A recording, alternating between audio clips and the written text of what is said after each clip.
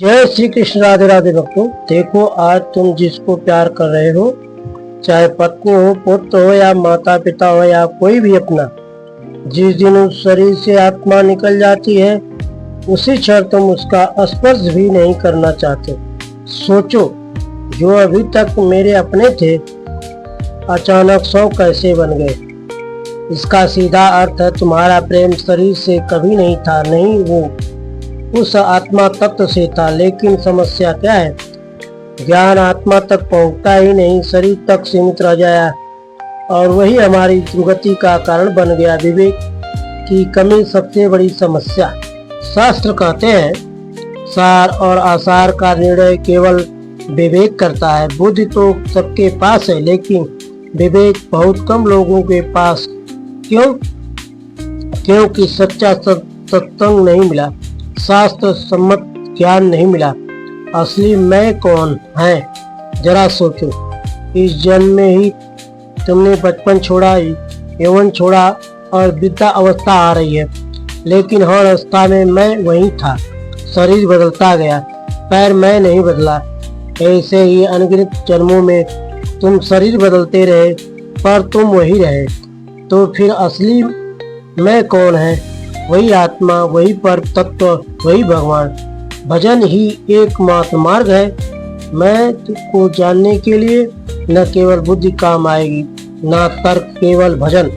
जिसका भजन करोगे उतना अनुभव होगा। नाम लो, राधा राधा कृष्ण राधा राम राम। जो भी नाम तुम्हें प्रिय लगे उसी में डूब जाओ। देश अहंकार सबसे बड़ी बाधा। शास्त्र स्पष्ट कहते हैं जो अपने को शरीर मानता है उसे भगवान कभी नहीं मिलते। आज हमारा पूरा जीवन किसमें है जी रहा है? शरीर का सुख, शरीर का नाम, रिश्तों का मुंह, यही सब हमें भगवान से दूर कर रहा है। जीवन में वैराग्य कैसे आए? ऐसी स्थिति बनाओ कि कोई अपमान करे फर्क न पड़े, कोई सम्मान करे फर्क न पड़े। सुख आए ठीक है, दुख आए ठीक है। जब तुम इन द्वंद्वों से ऊपर उठ जाओगे तब तुम जीवित होते हुए भी मुक्त हो जाओगे। समय निकल रहा है, ध्यान से सुनो। पहले के समय में बड़े बड़े महापुरुष थे, भागवत प्राप्त संत थे, आज भी कुछ है, लेकिन आगे समय ऐसा आएगा कि सच्चे संत मिलना मुश्किल हो जाएगा। और याद रखना, बिना संत के भगवत प्राप्ति असंभव है। धाम और नाम की महिमा। जो व्यक्ति धाम में रहता है, नाम जप करता है, सत्संग करता है, उसके लिए भगवान की प्राप्ति बहुत सरल हो जाती है। लेकिन मन पर भरोसा मत करो। मन एक क्षण में बैरागी से भोगी बना देता है। दुख में भी कृपा देखो। सबसे गहरा रहस्य सुनो। जब जीवन में कष्ट आता है तो हम कहते हैं भगवान ने मेरे साथ गलत किया, लेकिन संत क्या कहते हैं? यह भी भगवान की कृपा है। कष्ट में भी कृपा है। क्यों? क्योंकि यही कष्ट तुम्हारे अनगिनत जन्मों के पाप जला रहा है। सच्ची भक्ति क्या है? सच्ची भक्ति वो रही जब सब अच्छा चल रहा हो तब जय जयकार करो और मुश्किल आते ही भगवान से शिकायत नहीं। सच्ची भक्ति है हर परिस्थिति में कहना प्रभु आपकी बड़ी कृपा है। भगवान को कैसे पाओ? भगवान को पाने का रास्ता बहुत सीधा है। ज्ञान में उलझो मत, जहाँ हो वहीं रहो। सत्संग सुनो, नाम जप करो, विनम्र करो बनो। फिर देखो, जो अतीक है जिसे कोई जीत नहीं सकता, वे भगवान भी तुम्हारे बस में हो जाएंगे।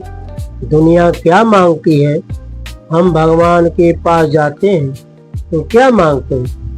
धन, पुत्र, सफलता। इसका मतलब साफ है, अपनापन भगवान से नहीं संसार से है। अंतिम सत्य सुनो, यह संसार ना पहले था ना आगे रहेगा। बीच में जो दिख रहा है वो भी भगवान ही है। सबसे बड़ी वही है, हर रूप में वही है, बस हमारी दृष्टि बदलती है। अंतिम संदेश, तुम शरीर नहीं हो, तुम आत्मा हो, शरीर छूटेगा ही तो अभी से उसका मोह छोड़ दो, बाहर मत ढूंढो, अंदर आनंद अंदर है।